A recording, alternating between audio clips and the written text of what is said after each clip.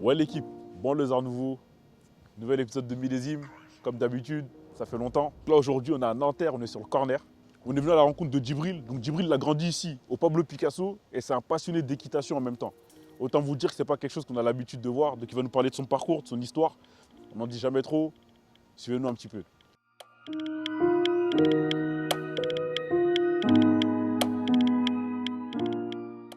Du coup salut Djibril, ça va, tu vas bien? Salut, ça va très bien et toi? Ouais, ça va super.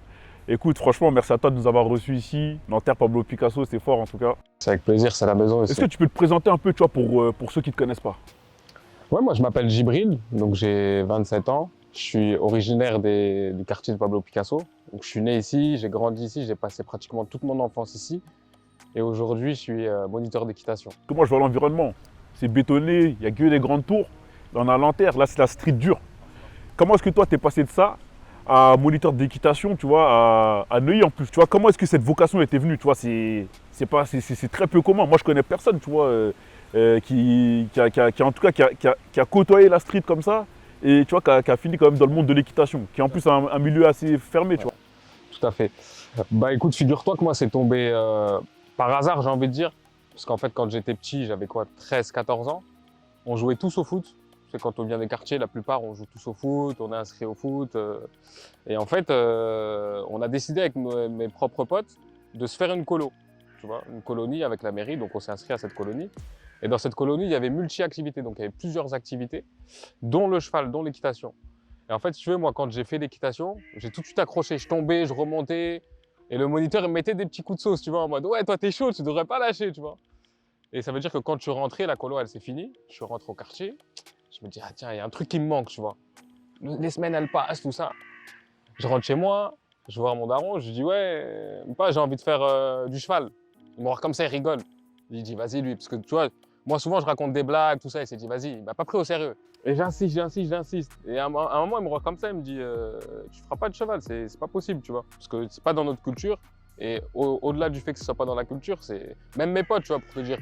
Au début, c'était là, ils disaient, vas-y, raconte quoi, Djibril, tu vois, ça rigolait, ça disait, ouais, Djibril, tu vas faire du cheval, tout, tu vois. Et en fait, du coup, je me suis démerdé tout seul. Ça veut dire qu'en troisième, j'ai fait un stage de troisième. Et mon stage de troisième, du coup, je l'ai fait dans un centre équestre à Rueil-Malmaison. Et en fait, à l'issue de ce stage-là, j'ai demandé à la directrice, en fait, je lui ai dit, écoutez, moi, je viens d'un quartier, mes parents, ils n'ont pas forcément les moyens de me payer des cours d'équitation. Est-ce qu'on peut trouver un arrangement? Je vous aide, je nettoie même le crottin, je fais ce que vous voulez, mais juste vous m'apprenez à monter à cheval. Et elle m'a dit, ok, il n'y a pas de problème. Et en fait, c'est comme ça que ça a démarré. Et en fait, elle a demandé à voir mes parents, tout ça. Et moi, je me suis dit, ah ouais, si elle voit mon père, ça va être chaud, parce que mon père, il m'a dit, c'est mort. Et en plus, à ce moment-là, mon père, il était au bled. Ça veut dire qu'un jour, je rentre au culot. Et je rentre, je prends le bus et tout, et je vois un Renaud au téléphone, il parle fort. Je me dis, vas-y, je vais lui demander, lui. Je dirais, tonton, je suis en stage, tout ça, mon père, il est pas là. Est-ce que juste tu peux te faire passer un peu pour mon père? Tu vois, juste, tu vois, 2 minutes, et puis je te paye le café. Il me dit, y a pas de problème, mon fils. Et après, du coup, tu vois, je lui explique, je lui dis, ouais, juste si on te pose des questions un peu techniques, tu dis oui, oui, c'est tout, tu vois. Mais juste, en fait, il me faut juste ton accord, tu vois. Et il est venu avec moi. J'avais pris son numéro parce que j'avais pris son numéro, bref. Et il est venu avec moi au centre équestre, en fait, et il s'est présenté comme mon père. Et en fait, du coup, bah, comment dire, la directrice du club, elle lui disait en plus, votre enfant, c'est quelqu'un de courageux, tout ça. Et lui, il a rajouté, tu vois, en mode, ah, mon fils, c'est bien. Bref. Et après, du coup, bah, c'est comme ça que j'ai démarré. Et j'étais toujours inscrit au foot, en fait. Donc, ça veut dire que quand je rentrais le soir, tard, parce que mon père, il voyait que je rentrais tard le soir et tout. Et un jour, il me dit, ouais, ça va, ça a été l'entraînement, tout ça? Je dis, ouais, ça va, tranquille, c'est bien passé. Et là, il me décolle une gifle. Il me dit, ouais, ça fait 2 mois que t'es pas à l'entraînement. Qu'est-ce que tu fais? Et j'ai appris que tu n'allais plus au foot et tout. Tu fais quoi? Et lui, il avait peur. Il s'est dit, ouais, les quartiers, ça se trouve, ils vendent de la drogue. Ça se trouve, il est posé, je sais pas ce qu'il fait. Et je dis, non, pas, tu sais ce que je fais vraiment? J'ai dit, je fais du cheval. Et mais il me dit, ouais, mais qu'est-ce que tu me racontes avec ton histoire de cheval, tout? Depuis le temps, tu me parles de cheval, tu me parles de cheval. Je dis, ouais, si, je fais du cheval. Il me dit, mais d'où tu fais du cheval? Il me dit, si tu veux monter à cheval, tu prends mes chevaux au bled et puis tu vas monter dessus. Je dis, ouais, mais même pas, c'est des chevaux de charrette, tu me parles, tu vois. Et donc, du coup, je lui ai expliqué l'histoire. Et quand je lui ai expliqué l'histoire, il a rigolé, tu vois. Et il n'était pas trop pour. Il n'était pas trop pour parce que, comme je te dis, tu vois, c'est pas dans nos cultures. Pour lui, il voit cheval, charrette, il se dit, tu vois, il pense au bled, les trucs, il se dit, c'est pas un vrai métier, tu vois. Donc en fait, en gros, c'est comme ça que j'ai un peu atterri dans le monde du cheval. Moi, j'aimerais bien revenir un peu dessus. Du coup, là, tu as beaucoup parlé du côté de ton père. Moi, j'aimerais bien que tu m'en parles un peu par rapport à la street, c'est ça, plus dehors. Comment est-ce que ça a été perçu? Comment est-ce que ça a été reçu? Bah, du coup, en fait, suite à cette colonie d'équitation, comme je t'ai dit, vu que je suis parti avec mes potes, les potes vraiment du quartier, les potes du foot et tout, bah, quand je rentrais, je leur ai dit, tu sais, je commençais un peu à me détacher du quartier. Tu vois, je regardais un peu les trucs, les centres équestres et tout. Et du coup, quand ça faisait des matchs, ou ça allait manger, ou ça truc, moi, j'y allais plus trop, tu vois. Donc, ils commençaient à me voir en bizarre. Ils disent, ouais, Gibril, il est bizarre, il traîne plus avec nous, il veut plus faire les trucs avec nous. Et il fait le truc du cheval, ouais, c'est un ouf, il commençait à serrer, tu vois. Donc, en fait, c'était, j'ai envie de dire, un peu mal perçu. J'ai toujours eu du soutien de 2, 3 personnes en mode, ouais, vas-y, fonce, parce que moi, je vois que tu kiffes ça. Mais tu vois, quand il y a longtemps, en fait, les mentalités, elles, c'était pas pareil. Tu vois, en plus, nous, on aime bien tailler Nanterre, tu vois, les vannes, les trucs. Donc ça taillait fort en mode ouais, j'étais sérieux, tu fais du cheval, le Renoir, nanana, je sais pas quoi. Donc ouais, je veux pas te dire ouais, c'était compliqué. Mais en fait, moi, vu que j'étais tellement déterminé, parce qu'en fait, j'ai senti le truc, je me suis dit, tu vois, c'est ce que je veux faire. Tu vois, j'ai eu cette chance-là de pouvoir savoir que c'était ce que je voulais faire. Donc, euh, donc voilà. Bah, franchement, en termes d'anecdotes, c'est costaud ce que t'envoies. C'est lourd de ouf. Mais c'est ça, en fait, tu vois. Je pense que la chance, c'est quoi? C'est en vrai, tu savais ce que tu voulais faire. Tu savais ce que tu voulais faire et je pense que c'est ce qui t'a aidé, en tout cas, à pas mal t'accrocher. Et comment est-ce que tu as été reçu dans le monde de l'équitation? Comme tu as dit au début, du coup, elle a accepté, tu vois, la directrice du stage, de te laisser apprendre. Mais par la suite, du coup, quand tu as pu apprendre et que tu as peut-être commencé à faire tes premiers galons, comment est-ce que tu as été reçu? Quand tu es arrivé à un niveau peut-être un peu plus sérieux, on va dire. Bon, ouais. Bah, en fait, tout simplement, moi, quand j'ai commencé, comme je t'ai dit, j'ai commencé dans un petit poney club, tu vois. C'est un petit centre équestre. Et en fait, si tu veux, cette dame-là m'a un peu pris sous son aile, tu vois, parce qu'elle a vu que j'étais déterminé, que j'en voulais, tout ça.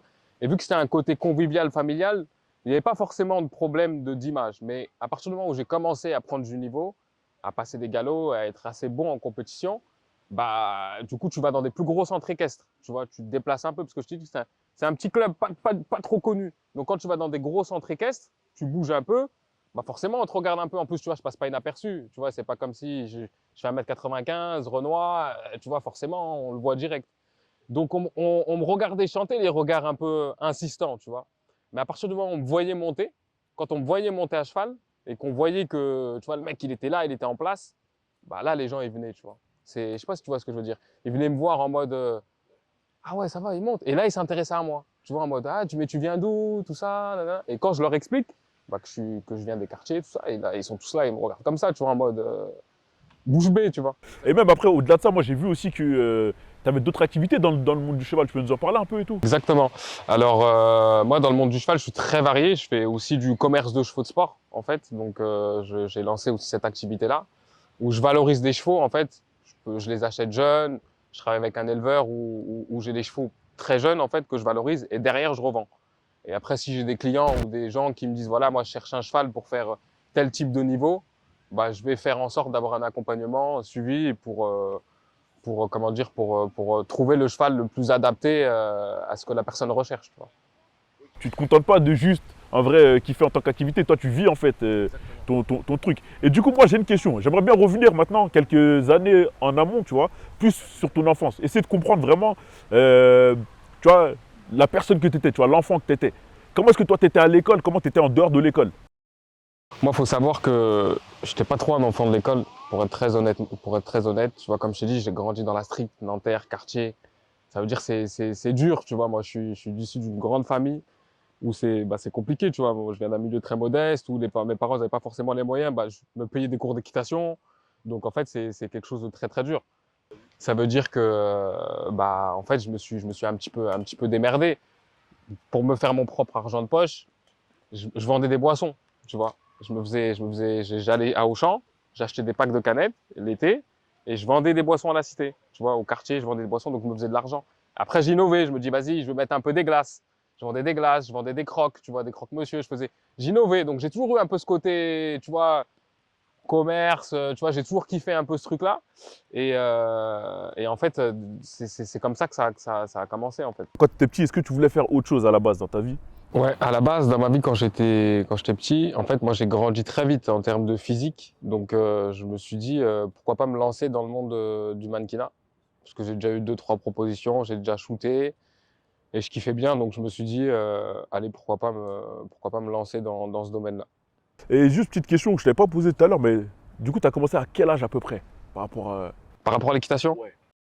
14 ans, 13-14 ans, ouais. 13-14 ans? 13-14 ans. Sachant que dans ce milieu-là, la plupart des gens, quand ils commencent petits, tu vois. Les gens qui montent à cheval, quand tu leur demandes, mais quand est-ce que tu as commencé? Soit ils ont commencé à 3 ans, 4 ans, ou soit c'est parce que bah, c'est papa-maman qui montaient à cheval, donc du coup, ils ont transmis la passion, chose que je n'ai pas. Donc toi, t'es arrivé après tout le monde, mais t'as rattrapé. C'est l'or, c'est l'or. Et du coup, c'est quoi les choses dont tu es le plus fier aujourd'hui, tout ce que tu as pu réaliser? Franchement, de mon parcours, d'où je viens, c'est vraiment ma force. C'est vraiment ma force parce que, en fait, j'ai toujours cru en moi, malgré les critiques, malgré comment dire, les regards. Mais j'ai gardé ce truc de cette détermination, tu vois. Cette détermination parce que j'ai cru en moi et je suis allé au bout. Et pour moi, j'en suis qu'au début, mais j'ai quand même bien avancé. Du coup, là, je vais te poser une question, tu vois, qui est peut-être un peu plus générale.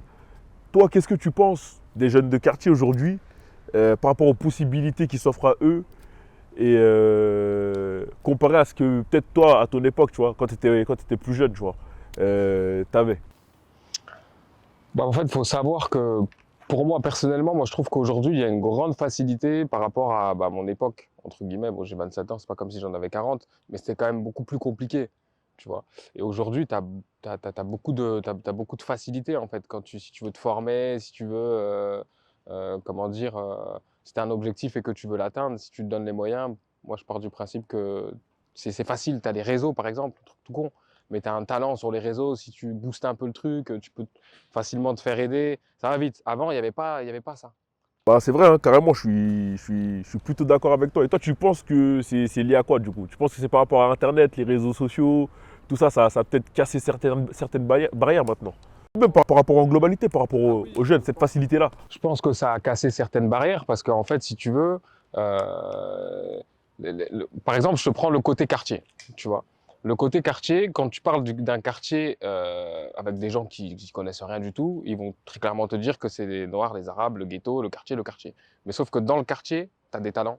Par exemple, tu regardes moi, tu as plein de talents, que ce soit dans la musique, que ce soit dans le monde de la restauration. Ça se trouve, il y a un mec, tu vois, il est en train de marcher, il rentre chez lui, mais c'est un mec qui il est étoilé, tu vois ce que je veux dire? Donc en fait, il y a des trucs, pour moi, le quartier, c'est une grande richesse, parce qu'il y a un peu de tout. Mais malheureusement, tu vois, tout le monde est dans le même sac et on se dit, voilà, le quartier, de toute façon, c'est des jeunes de quartier. Donc, Directement droit au cliché. Je vois très bien. Et toi, du coup, Djibril, si tu devais donner un conseil, tu vois, à un petit peu, tu vois, ou une petite, hein, qui hésite peut-être à se lancer dans un domaine parce qu'il pense qu'il n'est pas légitime, il ou elle pense qu'elle n'est pas légitime et que c'est pas fait pour un jeune de quartier. Ce serait quoi ce conseil-là? bah, tout simplement, déjà, le premier conseil que je donnerais, c'est de s'inspirer de mon histoire. Parce que c'est quand même assez fort comme histoire. Et au-delà du fait de s'inspirer de mon histoire, c'est d'aller au bout des choses. C'est-à-dire qu'il y aura forcément des critiques, il y aura forcément des regards, mais si tu as cette détermination et que c'est ce que tu as envie de faire, bah fonce, sans te poser de questions. Et après, tu peux avoir des coups, tu peux tomber, mais au moins, tu n'auras pas de regrets. Tu te dis, vas-y, j'ai essayé, voilà, au moins, je ne regrette pas. Donc, c'est d'aller au bout des choses. Ouais, important, c'est aller au bout des choses, c'est ça en fait. En fait, la légitimité, des fois, c'est toi qui te la crée en fait. Tu vois, comme moi, j'aime bien dire. Ta légitimité, c'est toi qui la crée. Il ne faut pas attendre forcément que quelqu'un la crée. C'est peut-être toi la première personne qui va faire que d'autres pourront se dire, ah ben en vrai, on peut le faire. Tu vois. Exactement. Et puis après, c'est comme je dis, tout le monde n'a pas le même mental aussi. Tu vois, tu peux vite te faire déstabiliser quand tu n'as pas trop un fort mental. Tu vois, tu es toujours avec les mêmes personnes, ces quartiers, ces trucs, et puis tu peux vite te faire, comment dire, rattraper par la facilité ou par des trucs où tu te dis, bon, vas-y, laisse tomber, c'est trop compliqué, non, j'en vaux pas la peine, ou non, en fait, non, c'est pas du tout mon truc, ou rien que le fait d'être à l'aise, parce que c'est un changement d'environnement, tu vois, rien que le fait d'être à l'aise. Tu te dis, ça va complètement changer, donc j'ai pas du tout l'habitude à ça, est-ce que je suis prêt? Et en fait, c'est vraiment le mental, c'est la détermination, et puis... Non, c'est réel, c'est clair, c'est clair. Bon, du coup, Djibril, tu vois, là, on arrive à la fin de l'interview. Je pense on a bien parlé de ton parcours. Tu vois, on a bien parlé.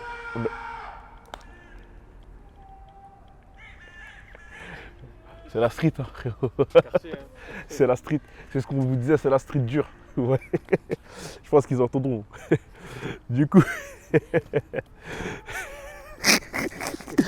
Voilà, il a fallu qu'on filme ça. Bon, bref. Du coup, je te disais, il a grandi dans ça, le frérot. Il a pas menti, hein, là, en direct live, vous voyez. Du coup, je te disais, pour toi, c'est quoi un banlieusard nouveau? Pour moi, c'est comme si tu mettais en avant le talent d'un jeune qui vient de banlieue. Pour moi, en fait, quand tu me demandes, en fait, c'est de ce que ça signifie. Moi, dans mon ressenti, c'est ça. C'est un banlieusard qui a grandi dans un quartier, tout ça. Mais voilà, regarde là aujourd'hui où il en est. Et il a un parcours un petit peu atypique. Enfin, c'est en mode, c'est plus un peu mettre la lumière sur des jeunes de quartier. Parce que comme je te le disais tout à l'heure, tu t'appelles Mamadou. J'exagère, je vais loin dans mes clichés. Hein. Mais tu vois, c'est compliqué. Ok, je vois très bien. De toute façon, en vrai, il n'y a pas de réponse. Il n'y a pas de bonne réponse. Tu vois, c'est vraiment chacun son point de vue. Nous, on pose la question, on veut savoir. Et voilà. En tout cas, Djibril, l'interview touche à sa fin. Merci beaucoup à toi d'avoir partagé cette partie de ton histoire. Est-ce que toi, tu aimerais faire passer un message en plus? Est-ce qu'il y a quelque chose que tu voudrais dire que tu n'as pas dit? Franchement, j'ai tout dit. La seule chose, comme je disais, c'est qu'il faut foncer. Forcément, dans la vie, il y a des hauts, il y a des bas, il y a des moments qui sont difficiles. Mais il faut croire en ses rêves. Tu vois, quand tu as un rêve, comme on dit ici, notre slogan, c'est n'enterre pas tes rêves. Tu vois, donc en fait, il faut aller droit au but et pas se prendre la tête. Quoi. Bon, bah, c'est lourd, hein. Bonne conclusion. N'enterrez pas vos rêves, hein. Djibril, on est ensemble en tout cas. On fait comme ça, merci à toi.